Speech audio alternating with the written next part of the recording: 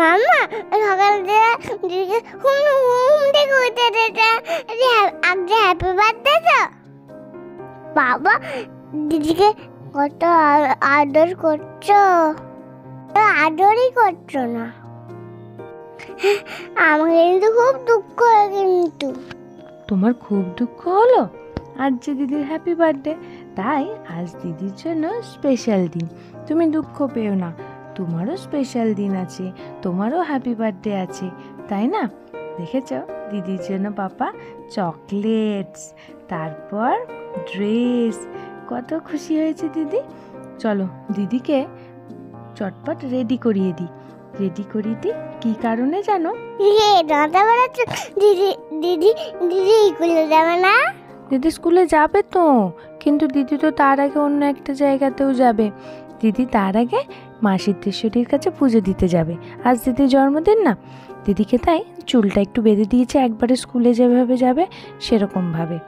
আর দিদিকে স্কুলের জন্য রেডি করিয়ে দিচ্ছি।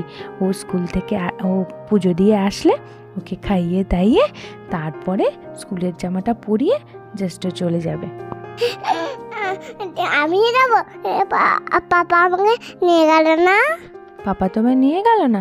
চলো তার আগে আমি তুমি আর দিদি মিলে একবার ঠাকুর ঘরে যাই, গিয়ে গোপালকে একটুখানি কেক এনেছি, কেকটা কেটে সবার আগে গোপালকে খেতে দিই। দিদির হ্যাপি বার্থডে না, জন্মদিন না, তাই। হয়ে গেলে আমি আমাকে দেবে, আমি খাবো। ঠিক আছে বাবা, গোপালকে আগে খেতে দাও, জল দিক দিদি, তারপরে তো খাবে। আমরা পুজো দিয়ে আসি, তারপরে কেক খাবো। ঠিক আছে তাহলে, ততক্ষণ আমি দিদির জন্য টিফিনটা রেডি করে নিই। দিদির টিফিনে আজকে গরম গরম ফুলকো ফুলকো লুচি করেছি। দেখেছ লুচিগুলো কি সুন্দর ফুলছে। তুমি খাবে নাকি জল খাবারে আজকে লুচি? অবশ্যই লুচি খাবো, জন্য লুচি যাবে। হ্যাঁ বাবা, তোমাদের সবার জন্য লুচি করব। দাঁড়াও, দিদিকে আগে টিফিনটা কমপ্লিট করতে দাও। দিদির টিফিনটা করা হয়ে গেছে, দিদির পুজো দেওয়া হয়ে গেছে। চলো দিদিকে টাটা করে দাও। হ্যাঁ দেখো দিদি স্কুলের জন্য রওনা হয়ে গেছে। দিদিকে এবার দুপুরবেলা স্কুল থেকে এসে সবাই মিলে রেডি করে দিয়েছি খাবারের জন্য। দুপুরের খাবারে কি কি হয়েছিল বলো তো? দুপুরের খাবারে হয়েছিল দিদির পছন্দের সমস্ত চকলেটস, মিষ্টি, যেটা দিদির সব থেকে ফেভারিট ছিল, তারপরে 5 রকমের ভাজা, তারপরে দিদির ফেভারিট ইলিশ মাছ, মাটন, চাটনি, দই, মিষ্টি, সমস্ত কিছু।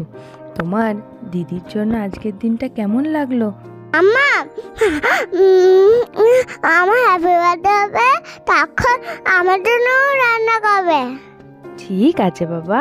এ দেখো সন্ধেবেলাতে দিম্মা, বদ্দিমা, ঠাম্মাম সবাই মিলে আমরা রান্নার জোগাড়ে লেগে পড়েছি। আরে দেখো বেলুনগুলোও গোছ করে কমপ্লিট হয়ে গেছে। কেমন লাগছে তোমার বেলুনগুলো? আমার সব কটা বেলুন আমার চাই। তোমার সব কটা বেলুন চাই? বাবা, এ দেখো এখানে টুবলু চলে এসছে, বদ্দিমা টুবলুকে খাইয়ে নিচ্ছে। তোমাকেও খেতে হবে তো, চলো টুবলুর সাথে সাথে তোমাকেও খাইয়ে দিই। তারপর দিদির সমস্ত বন্ধুরা চলে আসবে তো, তোমাকে রেডি হতে হবে তো। রেডি হয়ে সমস্ত কিছু, কেক কাটতে হবে, তারপরে কত কাজ আছে বলো শোনো। তাড়াতাড়ি রেডি কর, সবাই চলে এসছে। আমার দিদির সাথে কেক খাবো না, দিদির পাশে দাঁড়াবো। তুমি দিদির পাশে দাঁড়াবে? আচ্ছা ঠিক আছে, দাঁড়াও, তোমায় দিদির পাশেই দাঁড় করাচ্ছি। দিদির বার্থডেতে খুব আমরা মজা করেছি, কেক খেয়েছি, মাংস হয়েছে, সব খেয়েছি। রাখুনি তো? কি রাখিনি বাবা? ছবি তুলিনি সেটা বলছো? হবে চলে ছবি তুলিনি? ও না বাবা, ছবিটা তোলা হয়নি। আসলে ওটা তো ঠাম্মামের ছবি, ফোনের ছবি তুলেছিলাম, আর ঠাম্মামের ফোনটা না খারাপ হয়ে গেছে, তাই ওই ছবিগুলো না নেওয়া হয়নি। দেখেছ সকালবেলা ঘুম থেকে উঠেই দিদি লেগে পড়েছে গিফটগুলোকে নিয়ে। দেখেছ কি সুন্দর লাইটিংটা। দিদি কি সুন্দর গিফট পেয়েছে, আমি এখান থেকে নেবো কিন্তু। ঠিক আছে বাবা, তুমি এখান থেকে নেবে।